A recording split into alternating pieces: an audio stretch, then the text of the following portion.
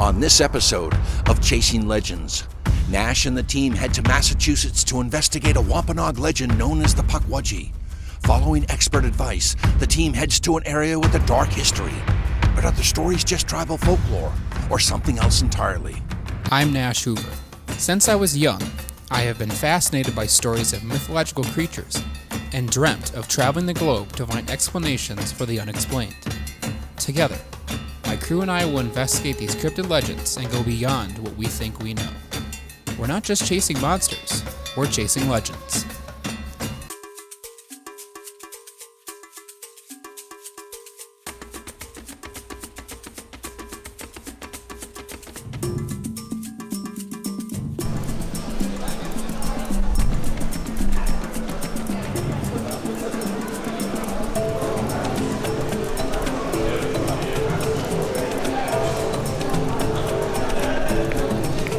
Boston.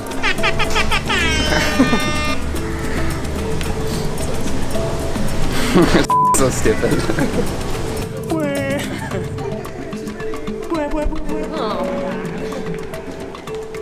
Let's go get in the car. Let's not. It's not us. Stop us.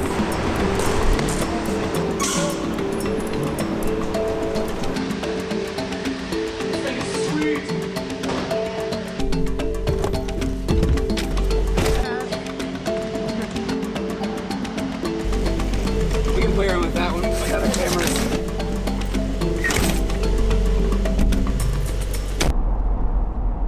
Alright guys, welcome to Massachusetts. So we are here to investigate the Pukwudgie, which is a Wampanoag legend in Wampanoag folklore. It means little person, and they are kind of a nasty little creature. They're supposed to be kind of a trickster. A lot of strange deaths associated with the legend of the Pukwudgie. So we are going to head in deeper into the state later on. We're going to head into Boston right now. So, as you can see, we're in Boston Commons right now. This is basically our version of Central Park, if you will. What we can do is we can start heading over towards the State House. It's just beautiful. It's got the gold dome. A lot of state houses don't really do that.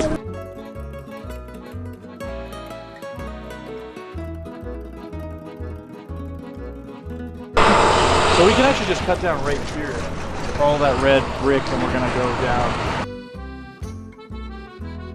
Beantown Pub?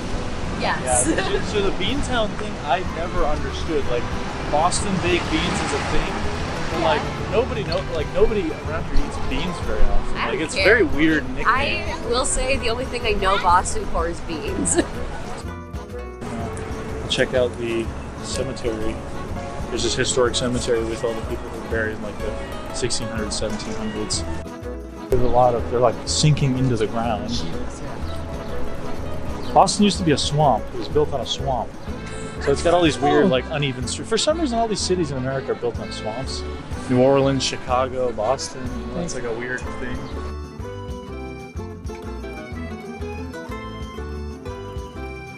Usually you've got the old State House right directly in front of us. It looks cooler from the front side. Most things do. This was 6 years before the war kind of actually began, but it was a tragic event. Obviously, we've all learned about it in history books. So this is here. His tap room! Yes! This was his tap room! Yeah, these were in great shape. Yeah, these have been here since 1770. Oh my god! They clean them every day. Sam Adams really knows how to maintain a facility. Alright, so we are on our way to talk with John Horrigan. He is a local folklorian, as he calls himself, who has been investigating the Bridgewater Triangle as well as the Pukwudgies for a better part of 20 years. So we're here looking for the Pukwudgie. What can you tell us more about that? Well, Pukwudgies were brought to the public's attention by two authors, I'd say earlier part of last decade. And again, they are supposedly dwarf-like indigenous people that carry spears and fire. And remarkably, they sound just like the Wampanoag Federation who went to war against the colonists during King Philip's War of 1675 to 1676.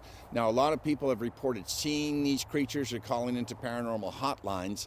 Personally, I don't think that Pukwudgies exist in this area.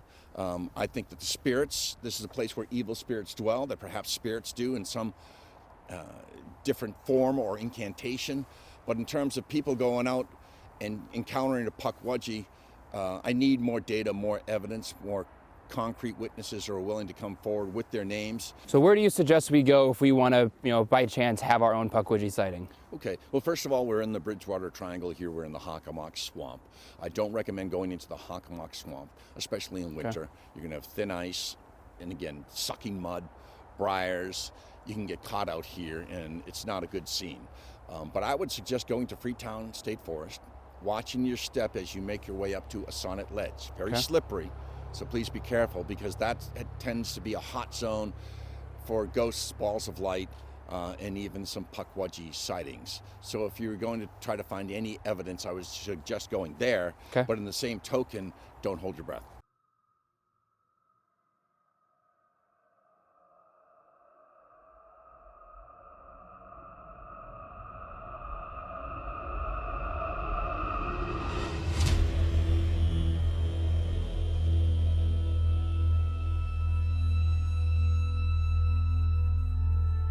It's all about your approach, right? From what investigations I've been on, it's like always your good intention, right? Whether it's Bigfoot or other things, you want to demonstrate to whatever entities are out there that you're not a threat. Right. So if we come into this kind of with a mindset of respect, like a cultural respect, maybe that plays a difference in the experience. Or if you just come out here to be, kind of causing a ruckus or whatever. So maybe we could try coming out here with like a positive mindset, not thinking it's a creepy, evil place like the reputation is, but somewhere that's been inhabited by people for centuries and utilized by people. So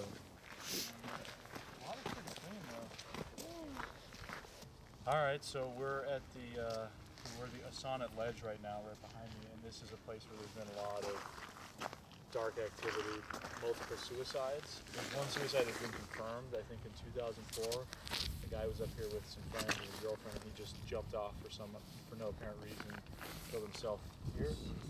It's an 18th century quarry that was kind of dug in the area, and didn't exist before then. People have said they've seen Native American ghosts in the area, but it didn't exist while the Wampanoag were in this area. Right. And then you have the ghost of the white lady, blue lady, all the kind of stories, as John was telling us, that have taken place here. But there's always one of these stories that a lover, she apparently leaped from the cliff and to her death. So people actually do swim here, and as you can see, the water's not that dirty. People swim here and they jump off the cliff into the water. So obviously, if you jump properly, you'll be fine. But if you fall on one of the rocks, then you will die. So we're going to try and probably investigate here tonight, because I think this is a good site. This has been connected to the Pukwudgie lore so far.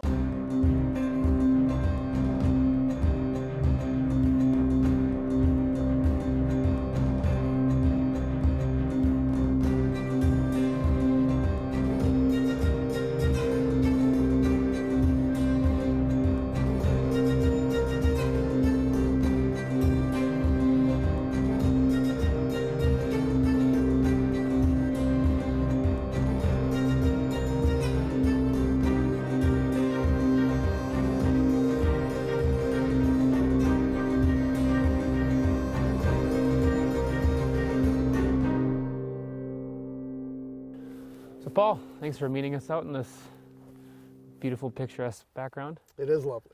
So tell us a bit about the Freetown State Forest. Well, the Freetown State Forest, from the point of view of weird things happening, is part of a larger area that we call the Bridgewater Triangle. And it includes at least 220 square miles of area, the Hockomock Swamp, Freetown State Forest, etc. And it's got a long history of very bizarre happenings.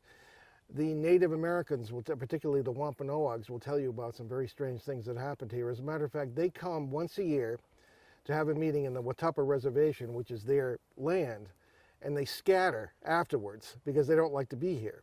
I don't like to be here either, because it has a very negative history, as well as Bigfoot, giant snakes, big cats, a lot of strange things in the sky, giant birds. I mean, you name it. I mean, and some of the stuff, you couldn't make this stuff up.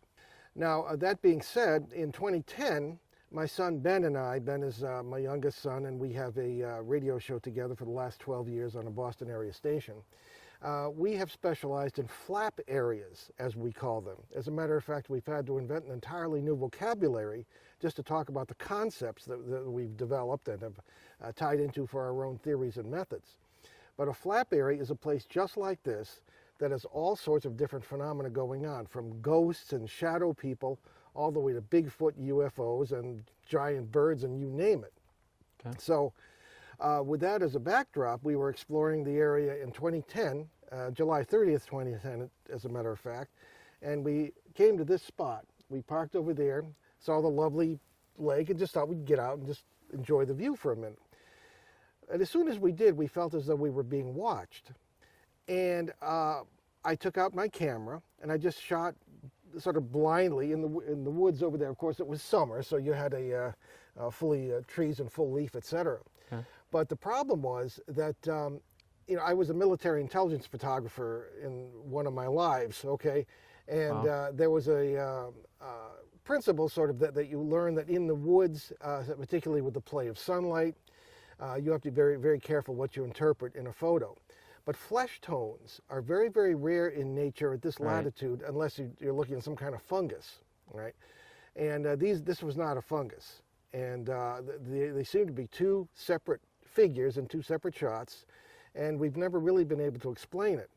There was a phenomenon known as pareidolia, in which your brain will take something that it hears or sees and turn it into something your brain can understand, whether that's what it is or not. Right. So you're always very aware of that. But these were very strange photos. And what we thought of the pukwudgies, which is that's a rather rare phenomenon among all these various flap areas, and we're working with 6 right now.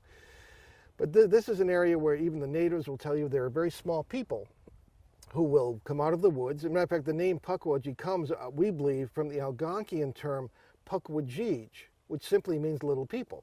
Okay. So the entire Algonquian language group in the northeast of the United States and southern Canada will be able to talk about Pukwudgies, and a very, very, very strange phenomena. So actually, in 2015, May 17th, a man was walking his dog right over there. The dog's name, I can't tell you his name, but the dog's name was Bingo, a border collie, where the woods begin over there.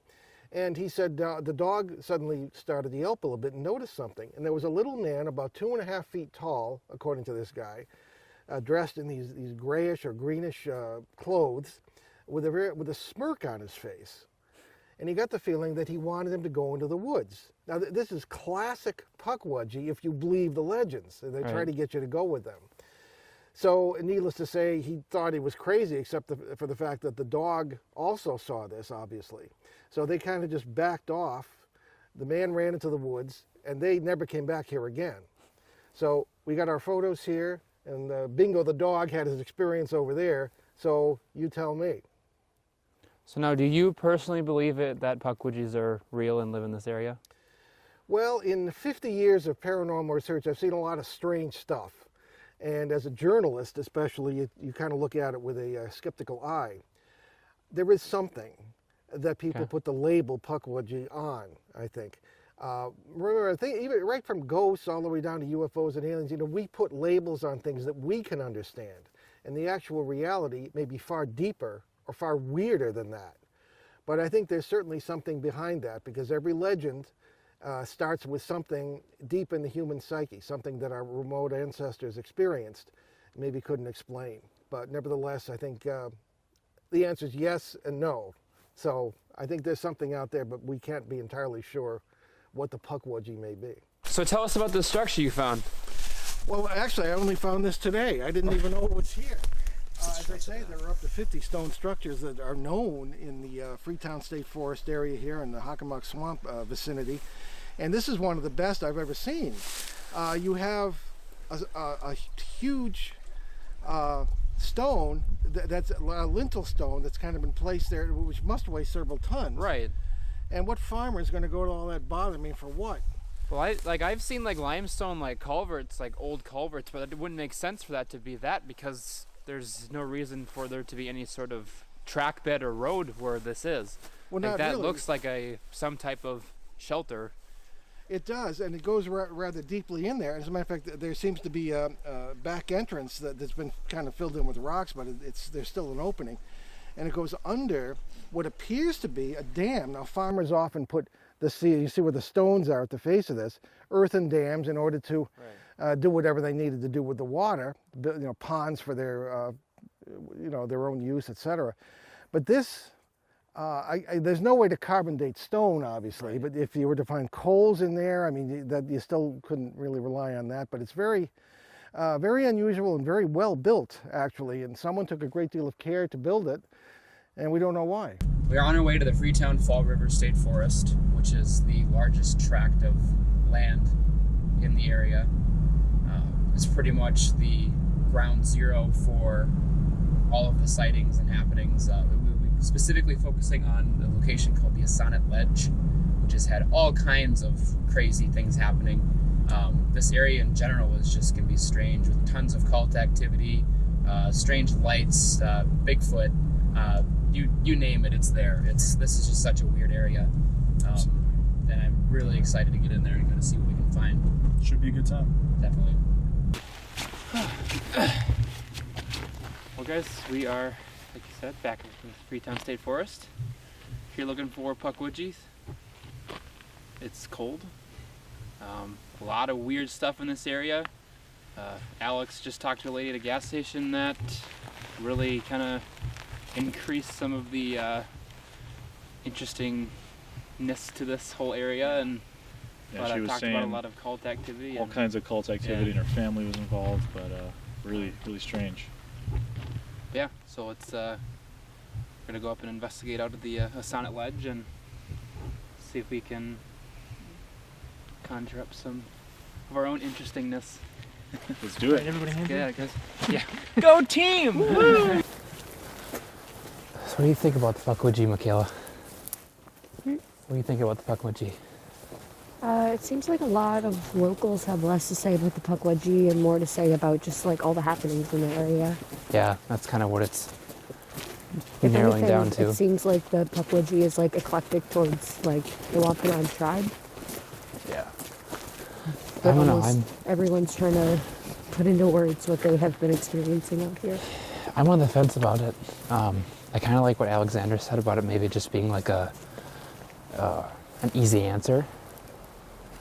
What do you mean? Just as, just it's a face to everything going on. Exactly. It seems like there's a lot of stuff happening out here, at least from stories. Definitely. And I feel like it's hard to kind of attribute all of that to a beast. Right, yeah. Especially something as weird as this. Like it's almost supposed to be like goblin-like, but it's supposed to, Yeah. almost to have like a banshee element to it where it kind of lures people to their death. And If anyone starts feeling weird, I want to know. yeah, definitely. Tree creep. Yeah, did you hear that too? Yeah, there's a tree creep. Wait.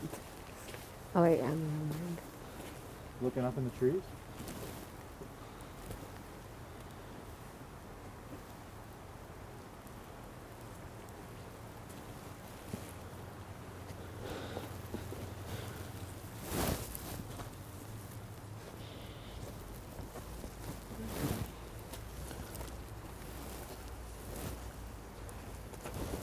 I heard something.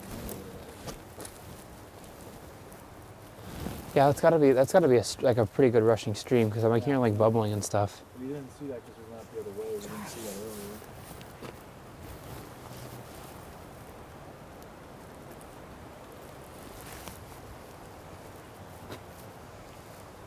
All right, let's keep moving.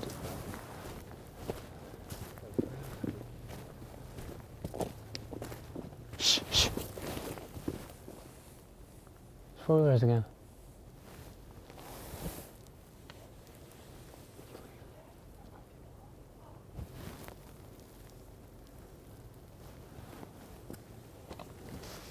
What did you hear? It sounds like four-wheelers. Just up in this. Yeah, like how that is. You're right. Shh, shh, shh. Yeah, it's like right over there. What the fuck? So we're hearing what appears to be four-wheelers. Which is weird because it's, nighttime. What time is it right now? It's about 8:30. There shouldn't be any four-wheelers out here. Or dirt bikers. Whoa. Oh, nice. It's 666. There's a tunnel. How deep does it go? Probably through. Like some kind of culvert.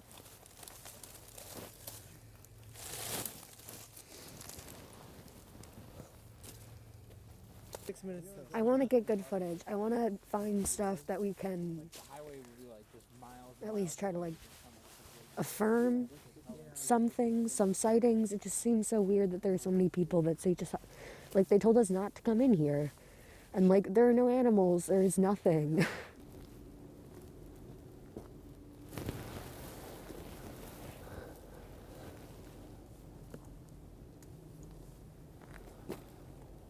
This place almost reminds me a lot of Punch Bowl. But Punch Bowl was different. Punch Bowl at least had like sound and Well, like. that's what I'm talking about. There's just so many natural sounds going on around you. That's just like the, well, yeah, because you're obstructing everything. But I just mean like, with Punch Bowl, like there was just so many natural things around you, and you just kind of get in that mindset that, oh, you're in an area that there's a lot of crazy things happening. So you just kind of, your mind starts to go to, oh, something's coming at you, when it's just, natural things.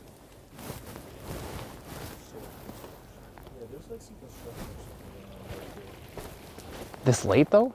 We keep hearing bangs and we just heard a big metal one now over there. There's something going on.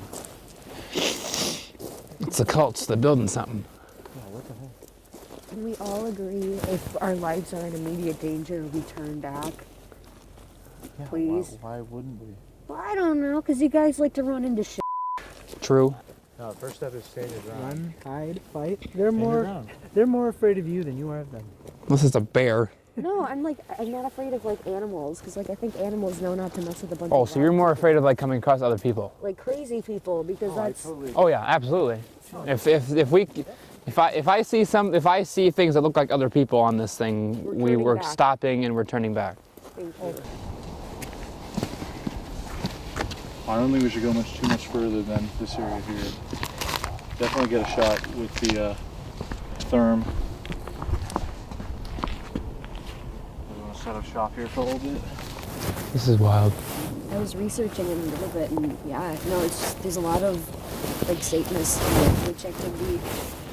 Or, and I can't deal with it.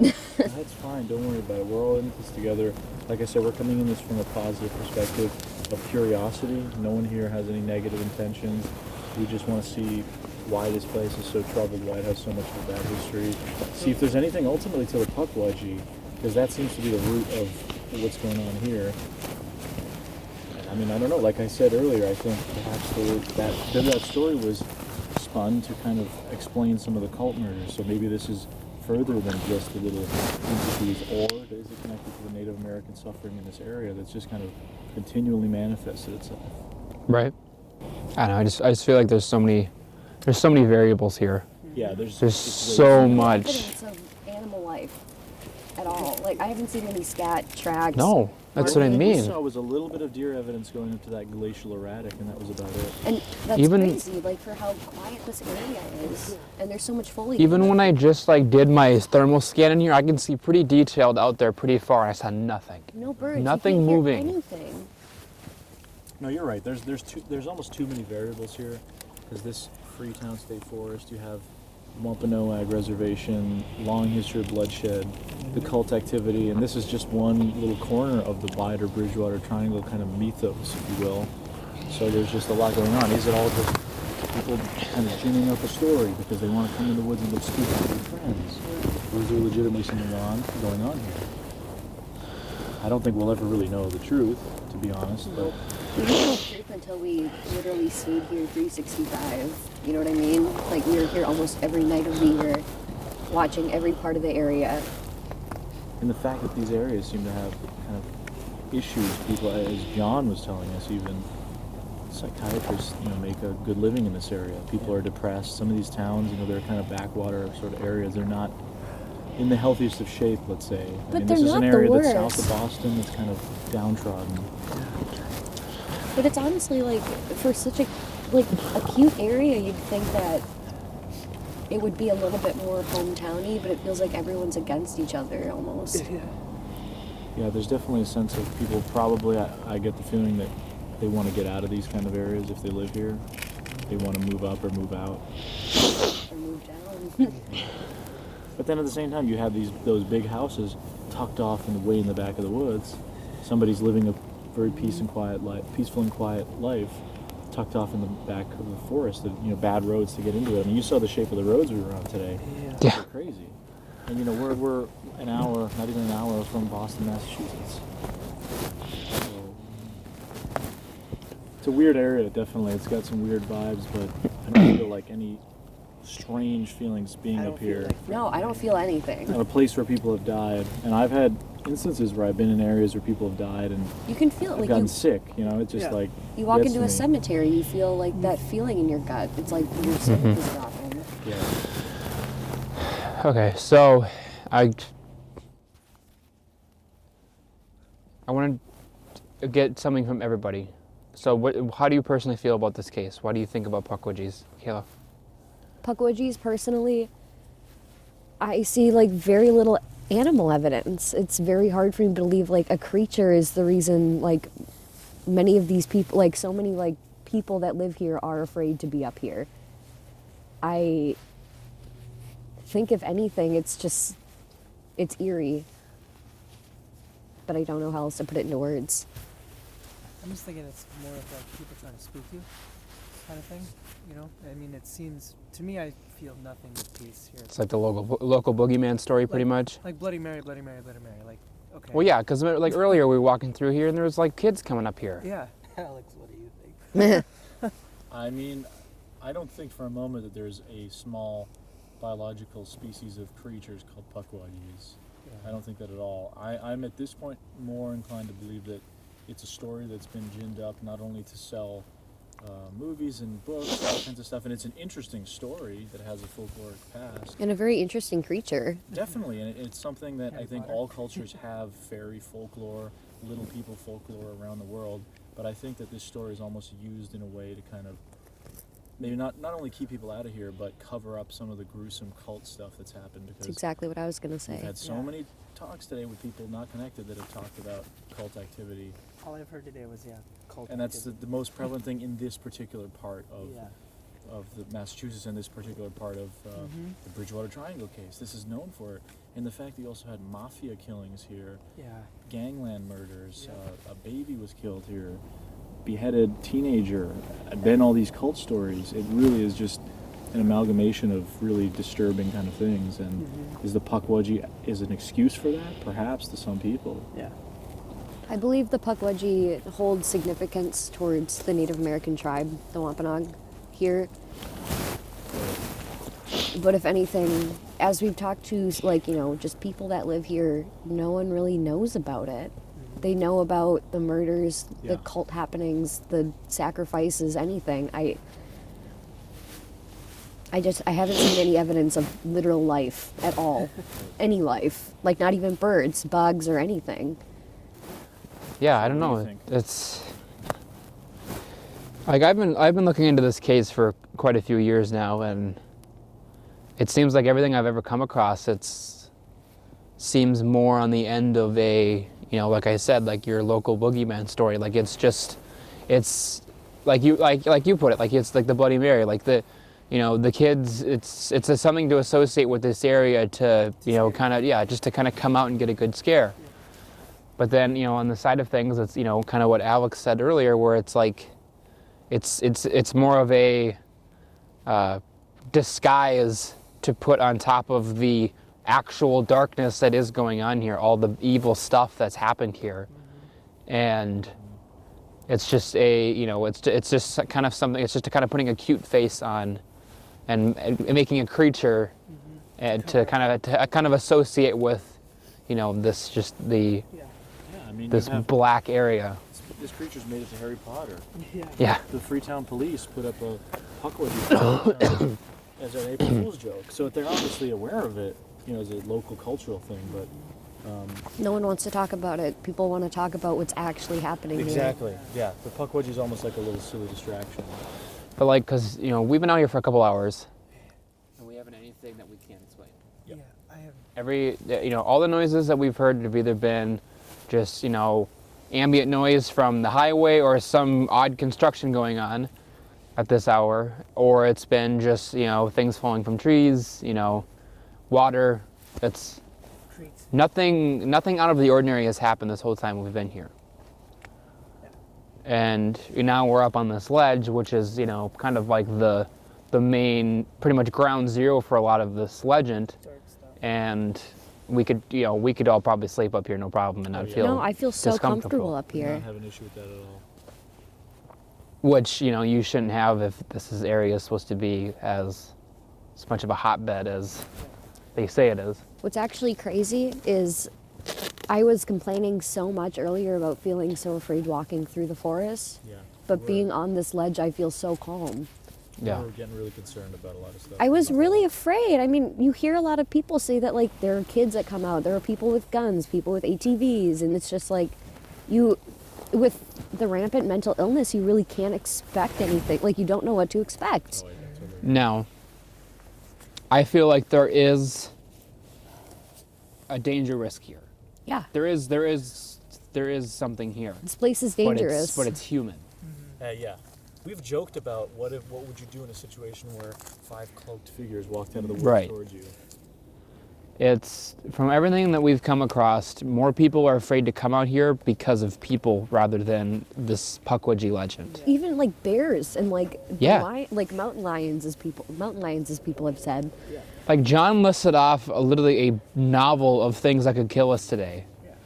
And, you know, and it's none of it, you know, obviously it's, you know, there's snow on the ground, so we're not really running into half of them, but, you know, You'd at least expect to see animal tracks with the snow, though, right? yeah, we haven't seen anything.